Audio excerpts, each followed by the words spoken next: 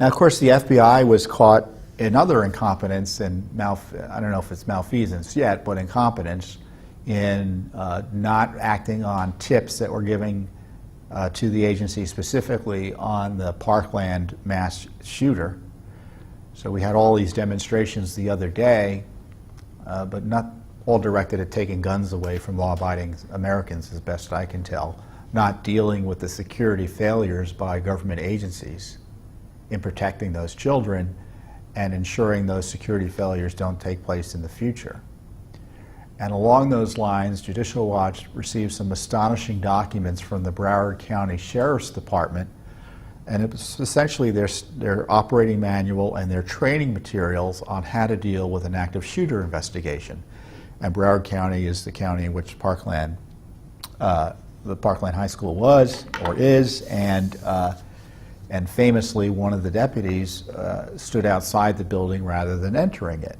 Well, you're going to be really upset when you learn about what the actual training is for handling active shooters. Generally speaking, the training is, thankfully, correct, at best I can tell. You confront the shooter as soon as possible. That's what the training is. And this is the really remarkable language from the training materials. I'm going to put my glasses on so I can see it from a distance here. Remember, every time you hear a gunshot in an active shooter incident, you have to believe that another victim is being killed. And that's why the training materials tell the deputies and the officers to go directly to the shooter. And if there are 4 officers there, now we know Peterson was there by himself initially, he didn't go in and confront the shooter. And then even after additional officers showed up, they didn't go in, and it looks like, and confront the shooter.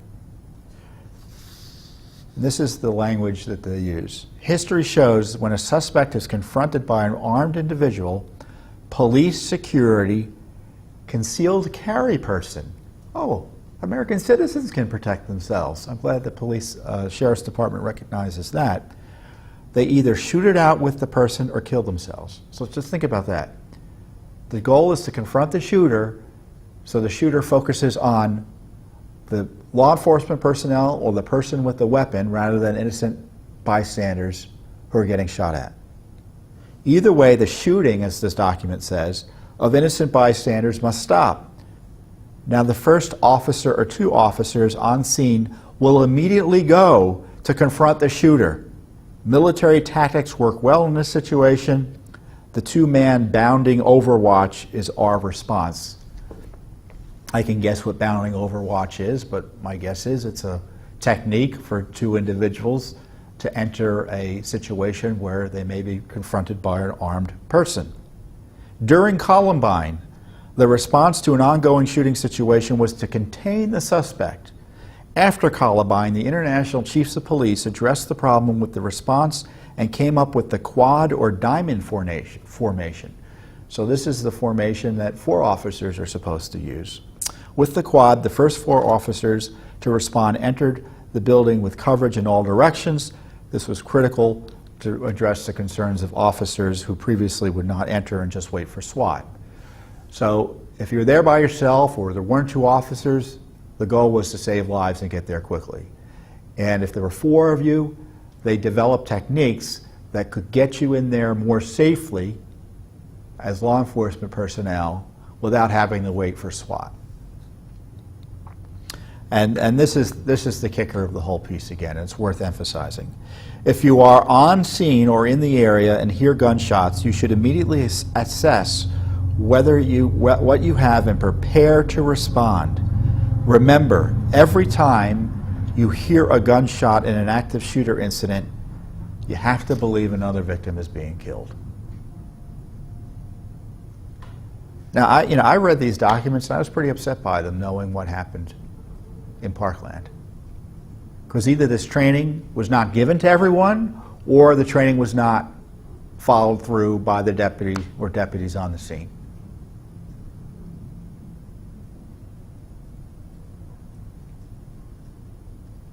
And where's the accountability for the sheriff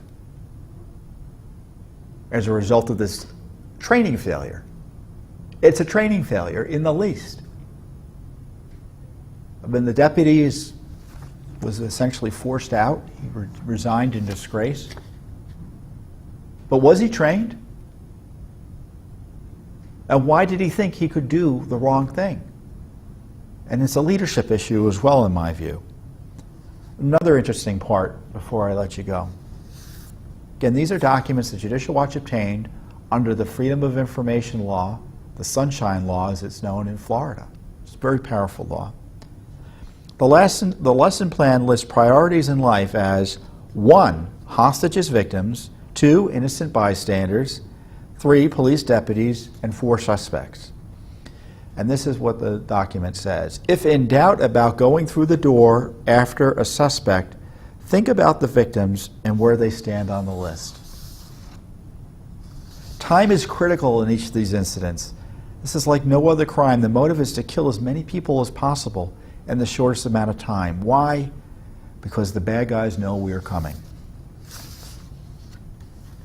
Where in the discussions about gun control that the anti-Second Amendment types are using, or they're using Parkland to promote gun control, what does this have to do with the documents I just read to you?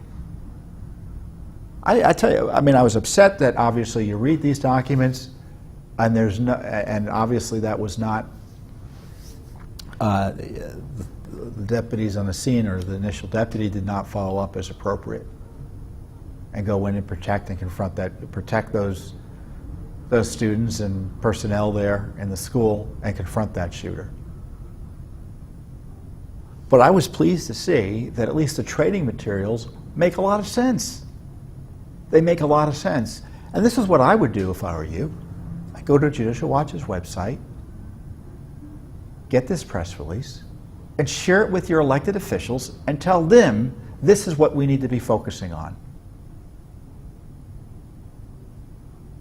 Because the gun control debate is politics. It doesn't have much to do with public safety.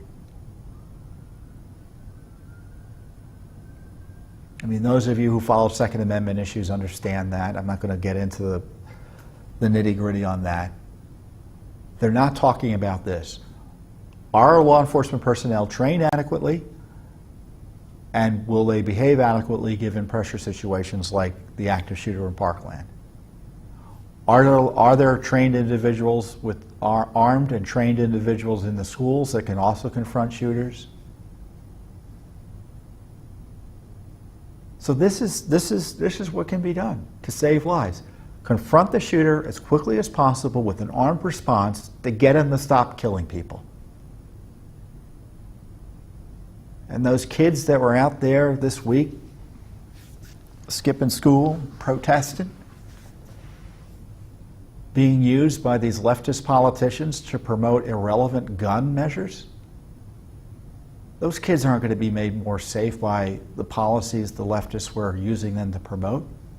This is the discussion that would ensure their safety.